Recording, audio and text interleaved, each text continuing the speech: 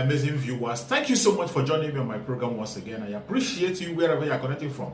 If you have not subscribed to my channel, please kindly subscribe to my channel. Click the notification bell so that you'll be notified each time I upload a video. You will be among the first to receive it. Thank you so much and remain blessed. Whenever you look my video, whenever you watch my video, share the video to all platforms. Share it to family and friends. Share it in your WhatsApp group so that people can get information on what is happening in the contraption called Nigeria, mainly against the Biafrans, against the Duduas, against the indigenous people in the contraption called Nigeria. I try as much as possible to set the record straight. I don't preach hate speech. I don't speak against people. I set the record straight. The only important thing I do here is to make sure that the plight of the people remains on the front burner and the world will know the true story of what is going on in the contraption called Nigeria.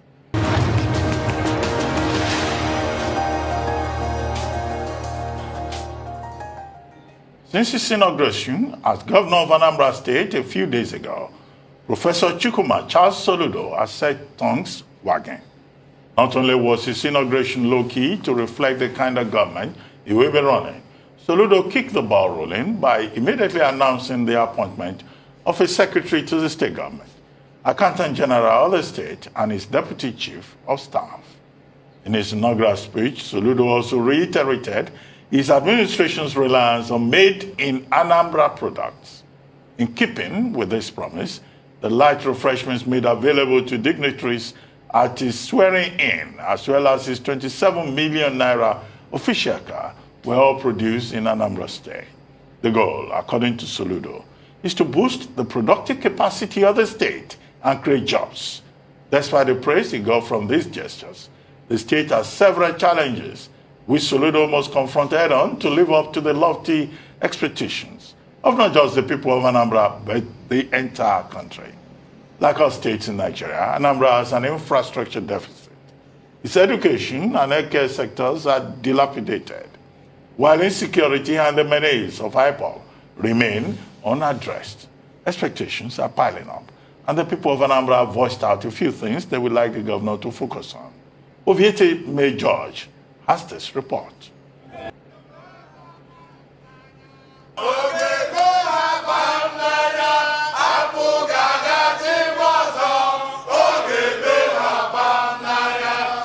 That was the 10th of November when Professor Charles Chukwuma Seludo was declared winner of the Anambra governorship election. I, Charles Chukwuma Seludo, Do solemnly swear. do solemnly swear 4 months later, the man from Iswafia in Agwata local government area takes the oath of office as governor of Anambra State. I present to you the Soludo solution, our contract with the people, which we intend to vigorously implement subject to resource availability. Expectations are piling up for a man who is less than 1 week in office as governor. Ifeanyi Ibebugu owns a printing press in Awka, the state capital. The businessman wants the new governor to address certain issues in the state. We are calling on the new government led by Professor Soludo to look into the infrastructure development of the state, the roads in particular. He should look into the keke business so that they will stop this parking on the road at the center of the road, be picking passengers. Another one is that he should look into the multiple taxation of revenue. Is very high in Anambra State.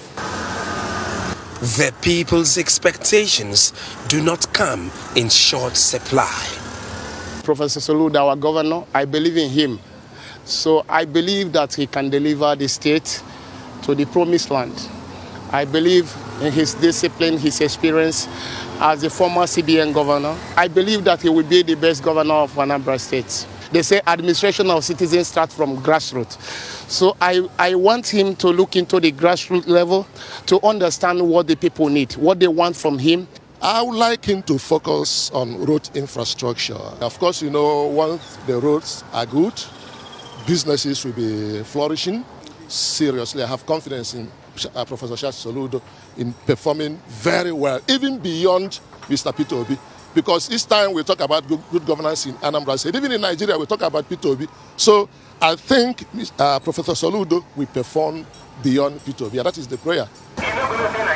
This is the Eke-Awka roundabout in Awka. Tricycles and other means of public transport add to the sights and sounds of the busy area, popularly known for commercial activities. God has given us a nice governor, and we believe that he's an intellectual man without being told, and we believe and we have prayed that by his grace there must be a change in cost of living. This banana normally is supposed to be at least 1,000 naira, but now this is 1,500 naira. I like Soludo, and I expect him to give us good electricity, then repair our roads, then free education. That is it. So why are you here? You should be in school. I don't have money now. School fees are very expensive, so I don't have money. That's why I'm hustling to get money to go back to school. I'm very, very happy that he went to Okoko and see the poor people there that have been crying for a long time. And I know he's going to do a very wonderful job in Anambra. He's going to make poor people laugh. The commendations are laced with expectations from a man who first nursed the ambition of serving his people about 13 years ago, but today is in the saddle of governance in Anambra State. Ofieteme George, Arise News. Now joining us from Awka, the state capital, to give us more insight into his plans for the state and how he intends to achieve them in the face of limited resources, insecurity, and competing interests is the governor of Anambra State, Professor Chukwuma Seludo. Good morning, Governor Soludo, and thank you for joining us.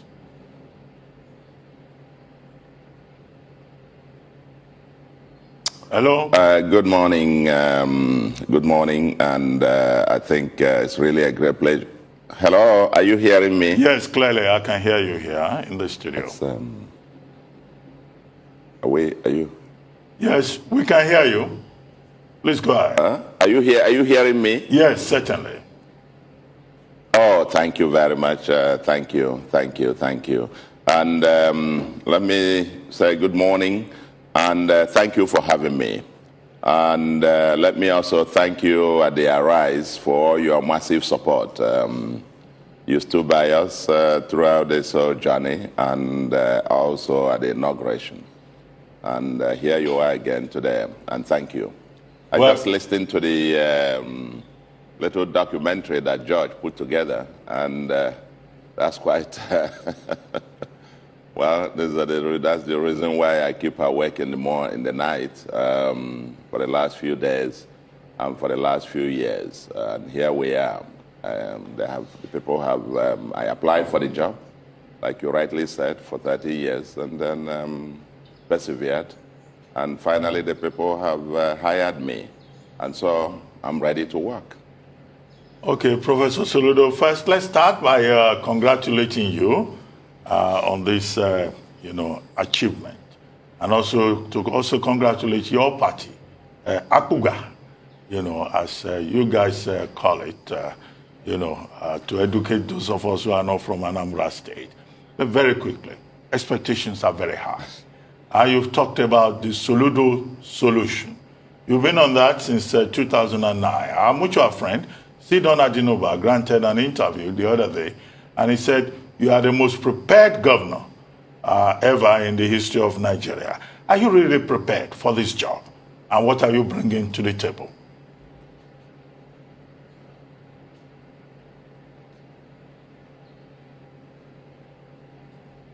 Well, I said that at my inaugural speech. I have, in 2009, I applied for the job. I would say at that time reluctantly.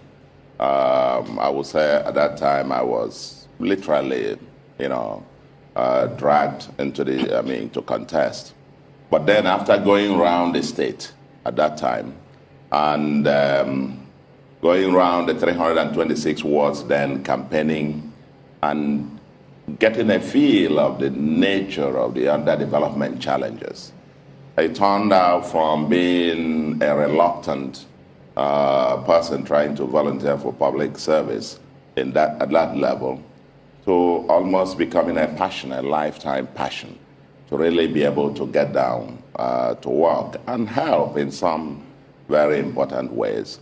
And for those years, I have reflected time and again on what these issues are, what the problems are, what the challenges are, and they're quite enormous. They can be quite daunting, I must say, as you've rightly said, in terms of the magnitude of the challenges.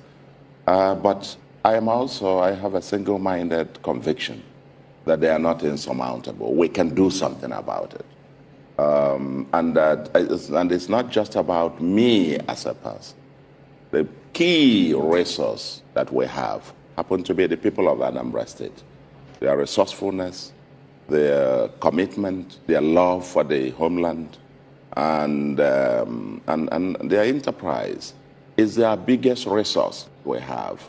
And if we mine this appropriately by mobilizing all the talents and the treasure that the people embody, I mean, we can really turn Anambra into whatever we want it to be. We have a blueprint.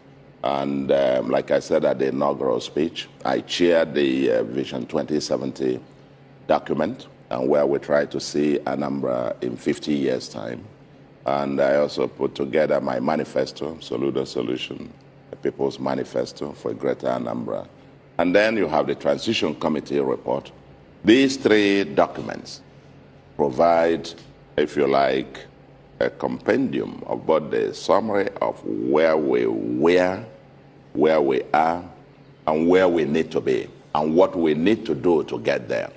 And so, in a sense, for me, both from practical experience, being a village boy who is always in the village, and traveling around the state myself, studying this myself, feeling it every day, I think I fully understand where we are, and where we need to be. Where we need to be in terms of building that livable and prosperous homeland. And what actually also we need. The resources are paltry, I must say, almost zero, if you like. But we're undaunted, as I said in my inaugural speech. We will get water out of the stone with the people working with us, mobilizing the people to work with us. We will be able to get that water out of the stone and to make a very important beginning. Anambra has all the potentials, but also equally matched with the challenges as you highlighted. So the short answer is yes. My first sentence of my inaugural address was that I applied for the job. And the people have hired me to do the job, and I have come in my own little way, humble way, prepared, but I don't know everything. The people, like I said, happen to be the major resource, with everybody chipping in their own advice, volunteering what to do, having their civic responsibilities as citizens, paying their taxes, their levies, helping to clean up the place. I think we will go very, very far in building that livable and prosperous home. So I am prepared. And I believe also the people are. Right. Thank you, Mr. Governor. Let's talk some more about those potential challenges. I mean, you referred to in your inauguration speech to the limited financial base. You also referred to the peculiar structure of our system that we operate here in Nigeria and how that impacts a subnational state like Anambra. And there's also the issue of security, which you also referred to, which can tend to impede whatever progress any administration tries to make. How will you address that? And then the fourth issue, already we've seen some kind of resistance to reforms, which is, it always rears its ugly head, doesn't it? Like you called for a halt to the collection of cash payments, and there have been reports of some people attacking those who are not paying the 200 naira or what have you. So how do you intend to surmount these obstacles?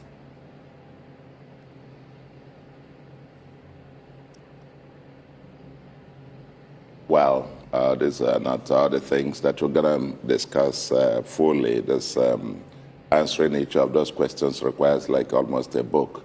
Nigeria, for starters, Nigeria, as we all know, has a peculiar federal structure. And that's what I refer to as a unitary federalism. I mean, almost all the powers, most of the powers, essential powers, are concentrated on the exclusive list, so to speak, and literally everything. Power generation. And I thank the National Assembly in an attempt to amend the Constitution for taking power out of the exclusive list and all of that. So even as a state governor, you couldn't independently promise your people power, to have power to them. But hopefully, if that is put in the concurrent list, then we'll be able to do something about it. The fiscal structure of the country itself, even the headroom to generate your own independent revenue, a whole lot happen to be put at under the exclusive list. The company income tax is in the exclusive list and all kinds of things. So, yes, we have a peculiar federalism. On security, like you said, the governor is the chief security officer, but basically all the security agencies are federal institutions, as it were. But like I said in my address, we will try creatively. I mean, I understand a little bit about how the system is structured and how the system currently works. And, but with some creativity and some collaboration and cooperation with the federal government, I believe there is, for us, is to maximize the limited headroom. I mean, if we are here and there is still headroom here, I mean, ours is to attempt at least, however short the headroom might be, let's first of all maximize what is available, in the hope also that over time the headroom will also be extended a little bit better. So first of all is to maximize the existing opportunities that exist within the confines of the law in terms of what we can still do within the concurrent legislative list and given the available resources that we have. We're going to explore all kinds of creative means of even revenue itself beyond the usual, so to speak, to be able to collect revenues to do this. So I made that point. Within the federal structure, it's not perfect. It's a work in progress. And together, all Nigerians will work to continue to move towards what I call a more perfect union. No society ever has a perfect society, a perfect union. But we will continue to work towards that. Now, in terms of, and so that addresses also the issue of resource base. There are all those constraints and challenges, as you mentioned, almost like a paltry resource base. But we're going to ramp up internally generated revenue. And we'll also be, exploiting all kinds of other financing options, including project finance, development finance, and all manner of other federal institutions, interventions, and so on. We'll maximize on all of those. And then also building on the people themselves. Again, the people of Anambra, very, very resourceful.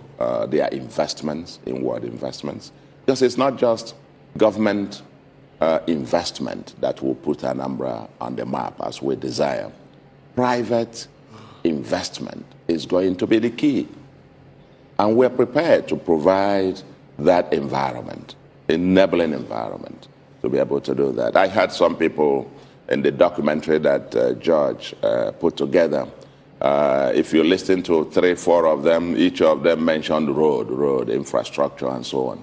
And we are declaring a state of emergency on roads, getting touts out of the road, and so on and so forth, decongesting the traffic, addressing their health challenges, cleaning up the place, and making it green.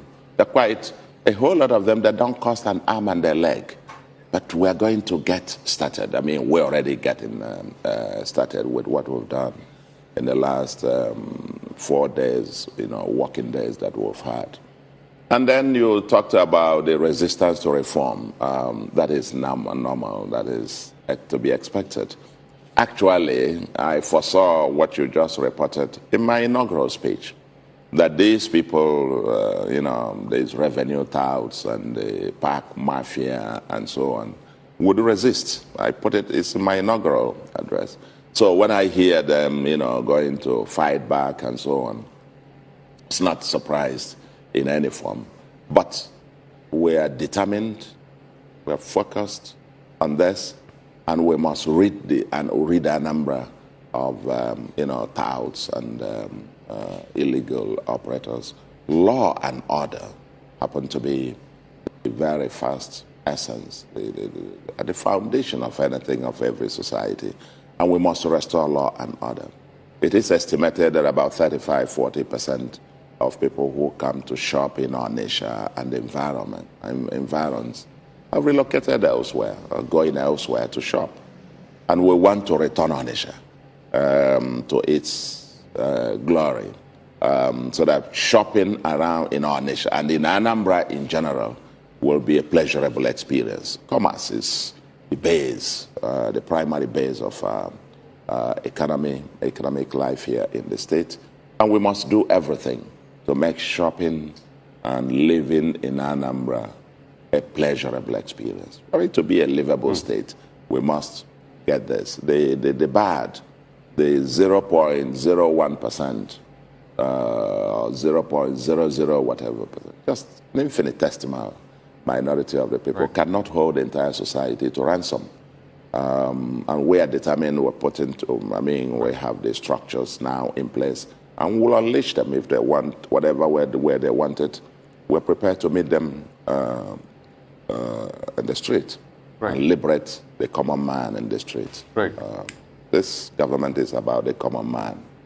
Great, Your Excellency. Thank you so much for that. And I remember the good old days where my dad would talk me in the car and my siblings, and we'll have to drive all the way from Warri to Onitsha because we wanted to get some school items.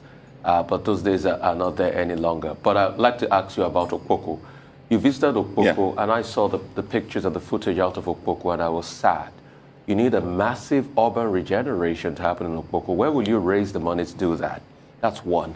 Number two will be about, you called stakeholders to the table as regards insecurity. You called IPOB, and you said those that have mentioned trouble in the state should stop.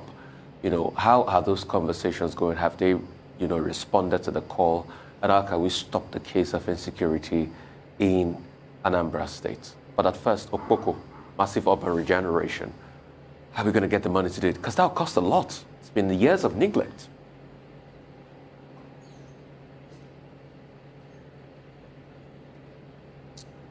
You're absolutely right. Quite frankly, when I talk about Okpoko, when I visited the place, at certain times I struggled to hold back, tears. I became really very emotional several times during that visit, to see the conditions in which people live with heaps of, waste, mountains, with the height running into meters high. I climbed some of them. And the people, living next to it, and you couldn't even breathe standing there. But there are people living just beside them, and that's the air that they breathe every minute of the day, and shops all around the place. It's really, yes, to answer your question directly, it's going to cost an arm and a leg to even clean up the place. Just cleaning the place. And we're going to begin. But the important thing is the determination to begin. We cannot, for fear of the humongous thing, and then decide to say, oh, well, it's too big, it's too... I can understand why it was left that way. Probably because of the cost, probably because the challenges seem almost too humongous to even try to dare. But we're determined.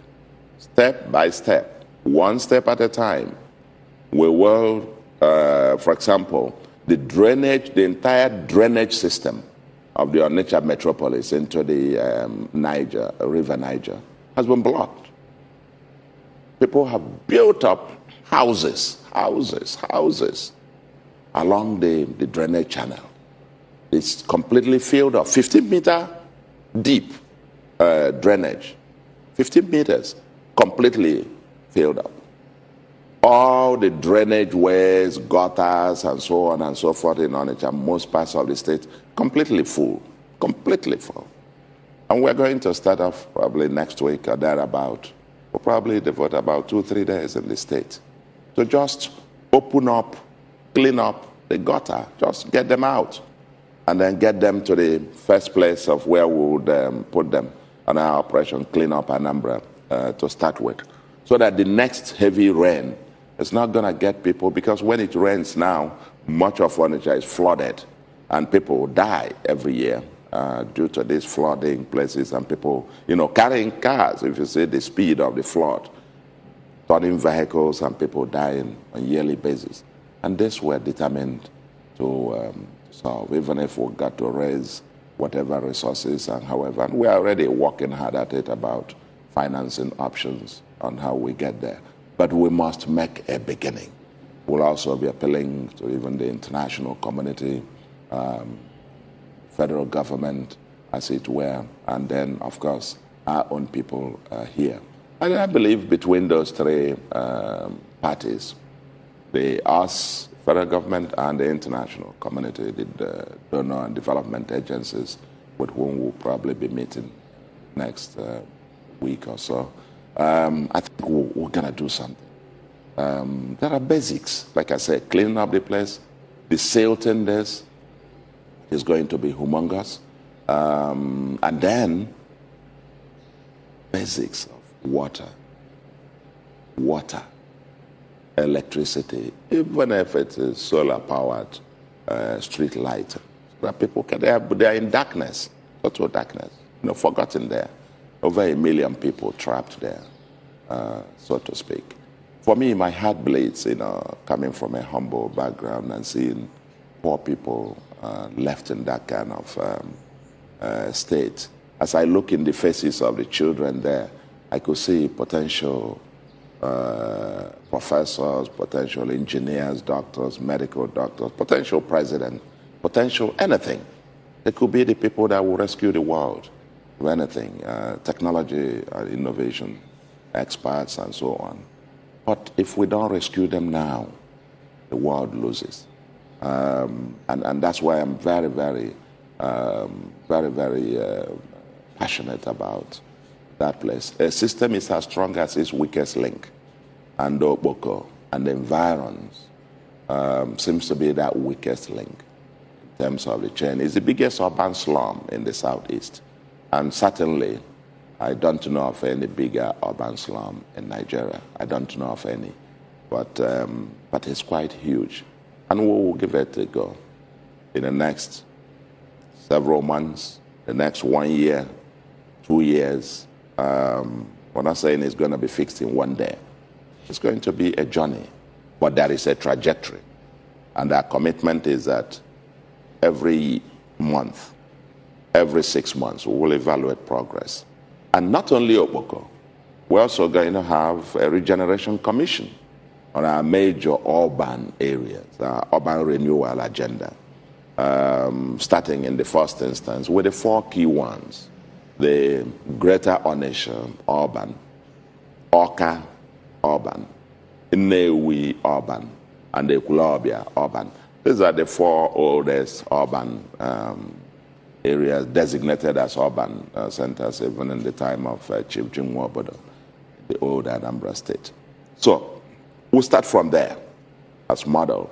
And once we're able to do that, we'll now take the template and begin to replicate this all over the state. But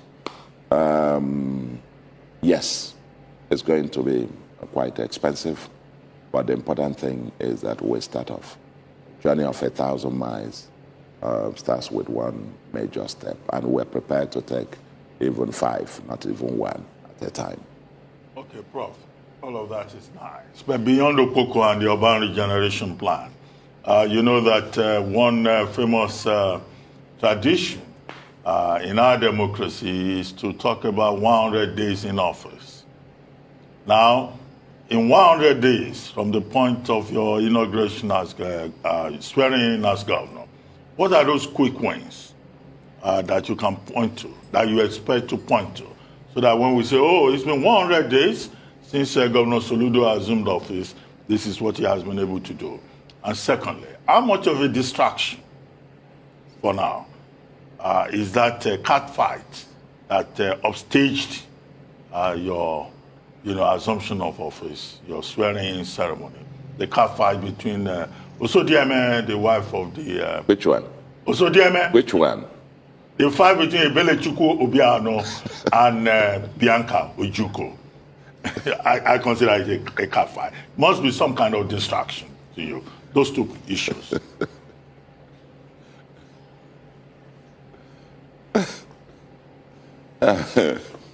Okay. Well, I come to you 100 days. You raised about 100 days, and you talked about the cat fight. And I think, let me start with the second one. Professor Soludo. The second one. Professor Soludo, sorry to interrupt you. I don't think it's distraction. It's only the comic relief. Sorry to interrupt you. I've been told that there's some technical detail that we need to work out. So we'll take a short break, and then when we come back, you can respond to the questions. That gives you a little time to reflect on them. We'll be right back. Stay with us. It's still the Arise News channel.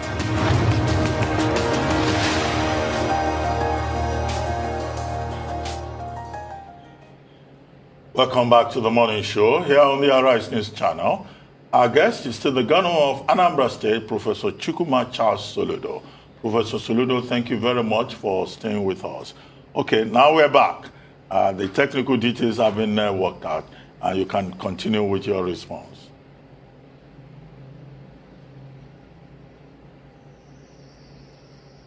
Oh, thank you very much. I was, when you were talking about the cat fight, I got laughing, and then reminded me of the several videos that I have seen following that, including those, I think it was an Arise. I was looking at it, I saw that on my TV in the office yesterday or so, with people from Port Harcourt having their morning exercise and rehearsing on their, practicing on their slapping. For me, it's just the comic relief part of it.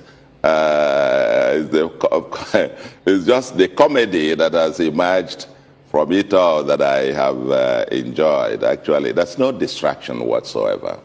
I think it was meant to be, and it has added, I'm sure, maybe some time to come, there will even be some maybe movies or comedies out of from what I have seen, and even a song that has emerged out of that. So absolutely no distraction whatsoever. As you saw, I didn't even notice much of what happened. I think it happened while I was trying to go to sign the oath of office and oath of allegiance. It was just like 1 second thing. There was something there. I just turned again and continued signing my thing, and I haven't had 1 minute again discussing it, other than the comic reliefs, you see on posted. Other than that, absolutely nothing. We're intensely focused on what we must deliver to our people, working every day, Monday through, from that day I left office, probably put in more than 9 hours on that day of swearing in. And same day at Opoko, we were there first thing in the morning till night. Saturday I was in meetings still from morning till 6:30 to 7 p.m. Sunday after church service, we were at the prisons, to see the inmates and the inspectors and see how we improve their living conditions, as it were. Yesterday I was in the office morning till night, and then here again I'm up. After this interview, I'm in the office. Out there, absolutely no distraction. There's work to be done. It's work work, work. And that's why the people employed me as their chief servant. And I'm here to serve, I'm here to work, and absolutely to entertain any distraction. That's not part of the bargain. Second, you asked about 100 days. This is, okay, you said it's the usual, but this is not a government of the usual. To be honest with you, I don't think in terms of the days. Yes, we have deliverables and timelines, but I'm not counting them in terms of so day, that day, what day, and so on. What I'd rather want you to look at, and my focus is, I know I have 4 years to do this job, and actually I think it's about 3 years and 8 months to take decisions, as it were. The last 4 months is transition. I don't expect lame duck session. 3 years and 8 months, that's what effectively, and I'm not going to miss any 1 minute. So whether it is the 10th day, it is the 1st day, it is the 100th day, it is 200 days or whatever, but my own sense of milestones, I think in terms of the first year, by the 17th of March next year, where would we be? What would we be able to say? The next 6 months, where would we be? Whether, but 100, 50, 200 or whatever. But we're putting quite a whole lot.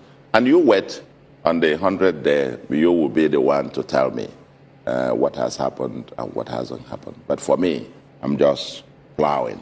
This week, the list of the commissioners will get to the House, and hopefully in the next 2 days, we'll read the list. And then we'll get to work, you know. And once they give me, approve the commissioners, we'll hit the road. But even in between that, before that happens, we're already firing on many cylinders at a time. At the 100th day, you will be the one to tell us what is it that has been done. Maybe George can come back and go to see, go to a book and see what has begun. Have we ever done anything? And if we have done anything, what is the outcome? And so on and so forth. So don't let me tell you, stay here and list out to you, by the 100th day you will see X, Y, Z. But how do they put it? There is a name of a church I saw in Congo. It's Viens et voir. It's come and see. So George will come and do the documentary then and tell you what he has seen again. Well, we'll be looking forward to that, Mr. Governor. Can you now tell us about your Made in Anambra agenda and why it's important to you? I see that you're still wearing your Made in Anambra. You're really flying the flag here and being that chief marketing officer that you said. You're using an Innocent vehicle as your official vehicle. How far are you going to go in this marketing? Can we expect to see your other fellow governors also using Innocent vehicles, every MDA in the country using Innocent vehicles? Tell us about this agenda and how far you're going to go with it.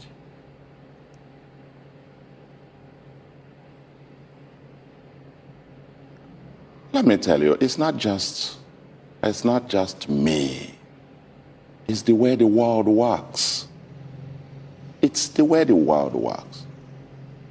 You will not say, if you will not get to Europe and find any government, any European government, using or buying Japanese Toyota for the operations of their police or for their president or for their officers and for use and so on. That government will come down the next day.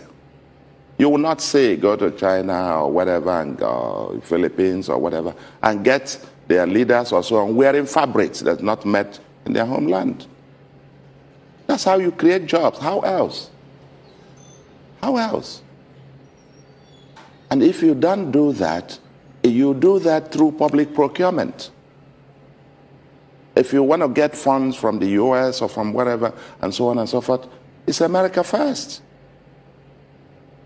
They're going to patronize, you're going to patronize made in the US. That's what it is. This thing I'm wearing, this slip-on that I'm I'm putting on. You won't believe it is made in Obunike there. Some people say it and they think, oh, this must be an Italian thing. The next stage we want to do is to encourage them to proudly put, label it made in Anambra, Nigeria. And not when you see them. You go there, you see them making it. When they finish making it, they stamp it Gucci or stamp it Prada or whatever.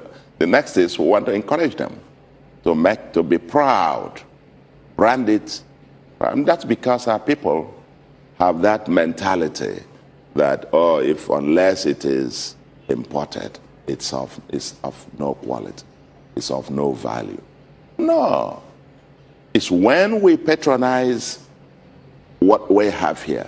Can you imagine 250 million people patronizing textiles being made here? What will happen to jobs?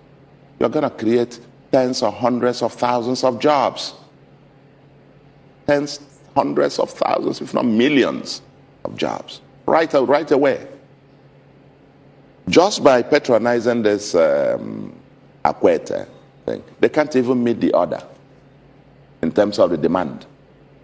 Because now a lot of people, place orders for Akwete because it's hand-woven. And the women there can't meet the order anymore. Even the price inching up.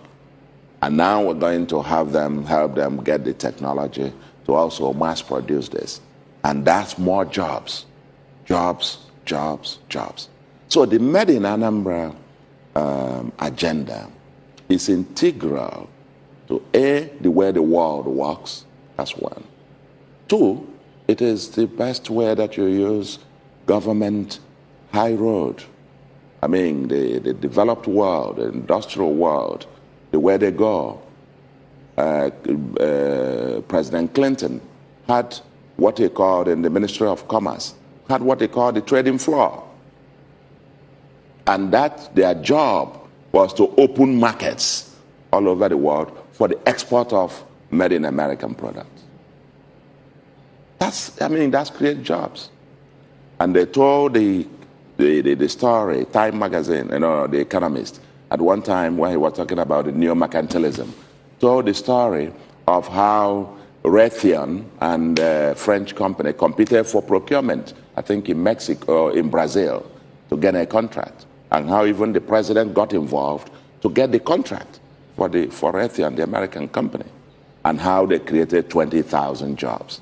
This is the way the world works. So we're not doing anything fundamentally different, but that's the way that Nigeria, not just Anambra, must go. That's the way we must go.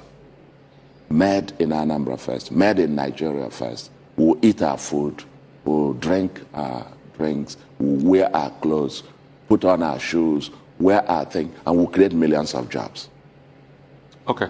Because you demand for them. Okay. That's it. Free country does that. Okay. So it's not just a thing, a very temporary thing for sure. It's something that I deeply believe in, and I'm going to live through that. Okay. Two things. I asked before, the case with IPOB. Are you there? During your inaugural speech, you talked about talking to IPOB security stakeholders in the state to stop the high level of insecurity. Thank you so much for your patience. Like on Mondays, they're still sit at home. Businesses can't thrive. SMEs are suffering in the states. Have you had that conversation? And let me ask you this, Your Excellency. What did you meet on ground when you assumed the position of governor? What was the level of challenge you met on ground?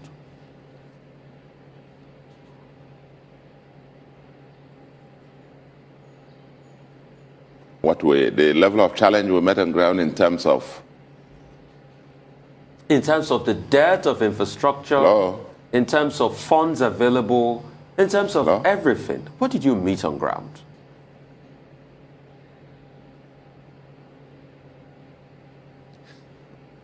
Okay.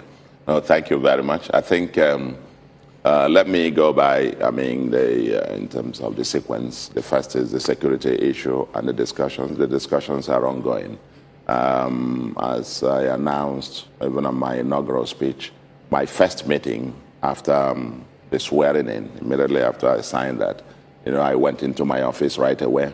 And the next, few minutes after that, I started the Security Council meeting of the state, which I scheduled to last for 2 hours, but it ended up lasting more than 3 hours, as the case may be. So I'm fully debriefed. The conversations are going on.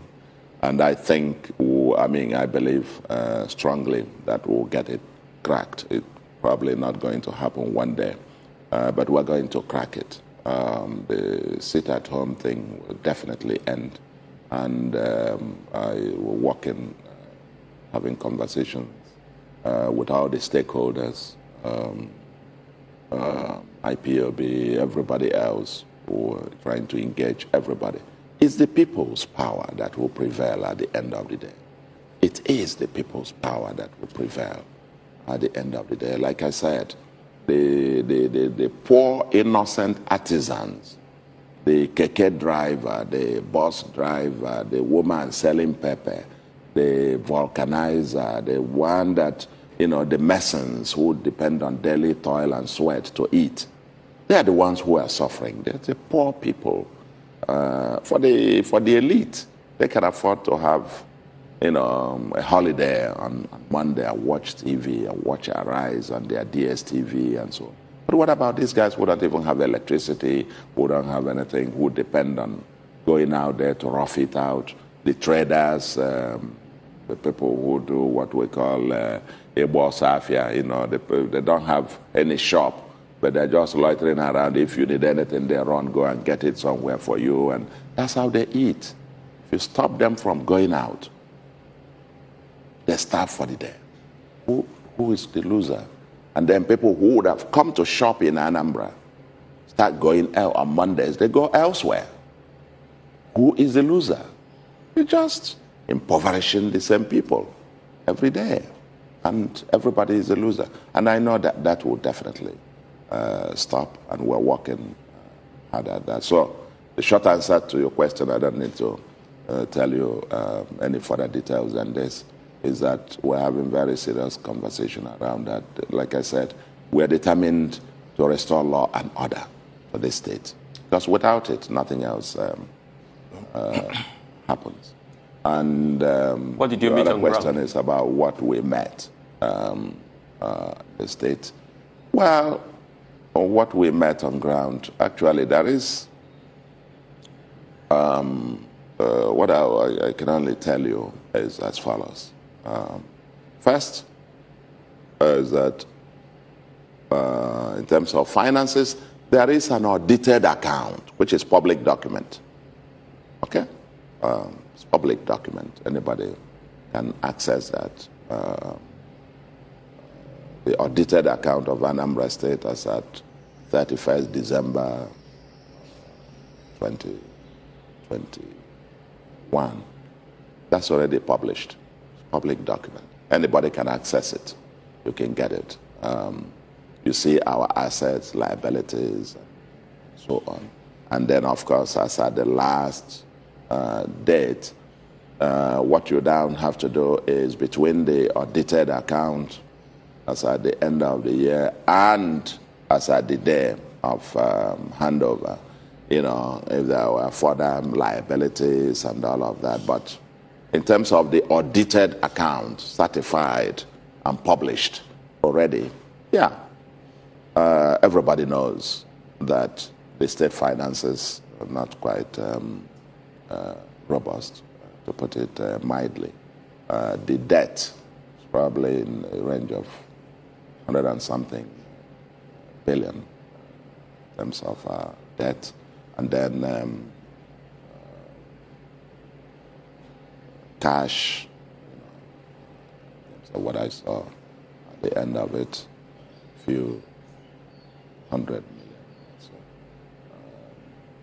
that's what the state has. I mean, that's the base.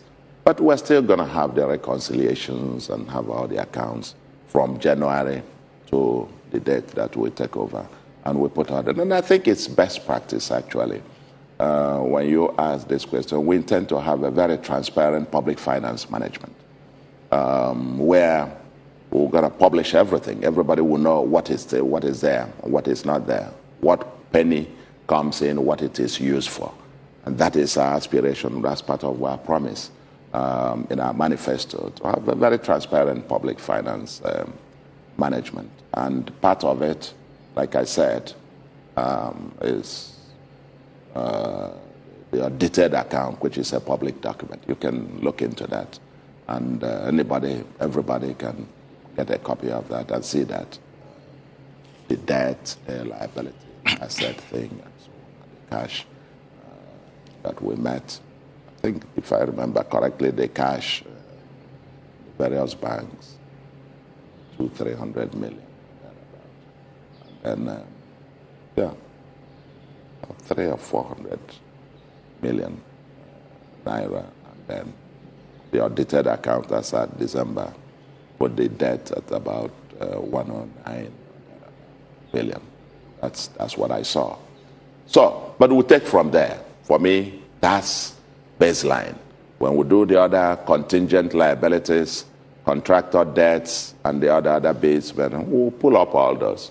It's not what happened. For us, is to draw the line and then move on. That's it. That's the baseline. That's where we met, as it were. And well, Governor Soludo, now see where we get resources. Governor Soludo, how we're going to get resources. Yeah, okay. Let's move from the village to the center. And yes, we have just a few minutes to go. We'd like to have your thoughts on, one, the state of the Nigerian economy. Electricity has become a problem. There's fuel scarcity. Evasion problem is problematic. Inflation is going through the sky. The CBN is introducing a number of measures. And you were once upon a time in charge of monetary policy in this country. And you were most recently, even up to now, a member of the Presidential Advisory Body on the economy. What do you think has gone wrong around here? And what guarantees can you offer us that you will not have problems with your predecessor, who seems to have his own travails now, and also with your deputy, Dr. Ibezim, because after a fashion in Anambra, predecessors and successors are always fighting, and deputies are not always in good terms with their principals.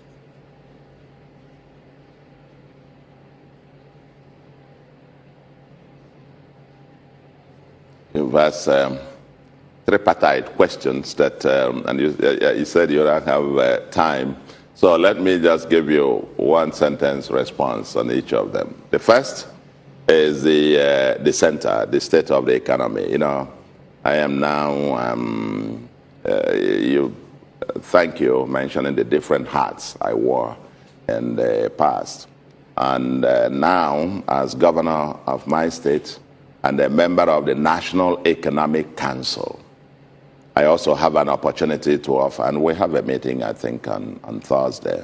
So I have another platform to share my views on the state of the economy in that sense. So whatever I say, and you railed out some of the challenges, and I'm sure everybody, the National Economic Council, the Central Bank, the federal government, the Ministry, and so on and so forth, everybody is working hard at that. And I would rather keep my views and my own, for now, to share them at NEC, National Economic Council. That's where you have all the state governors and with the vice president as the chairman. It's a constitutional body for Nigeria where we meet to review the economy and profile suggestions and views. I would rather share that within the context there and not here. The second part of your question is about my predecessor, whom every time and everywhere I must say, Governor Willie Obiano is a good man. And I will say this over and over. He's an honorable man. A man who my relationship with him, and I wrote it on the my inaugural address. What is rare in Nigeria today is that people don't keep their word. And when he and I met, we met in August, met in September, met in October, finally in November of 2016, I accepted his proposal for us to work together politically and so on.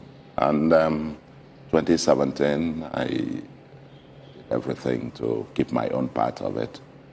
And many people didn't expect, just in the usual Nigerian way of things, that he would keep his own part of understanding, partnership. But he did after 5 years. And for me, that's really historic. And I don't take it for granted and say, after all, he met his own part of the bargain. After all, I met him. No. It's very easy for people to just walk away. He didn't. And remained very committed. He loves Anambra. He loves Nigeria. And he did his own best, to the best of his ability, and so on. And thank God this is Apuga. We're on a continuity. We continue with the things, the strong foundations he laid, and where we think it didn't quite work well, our job is to make amendments and continue the trajectory. I don't envisage any such. I'm not a petty fellow, and neither is he.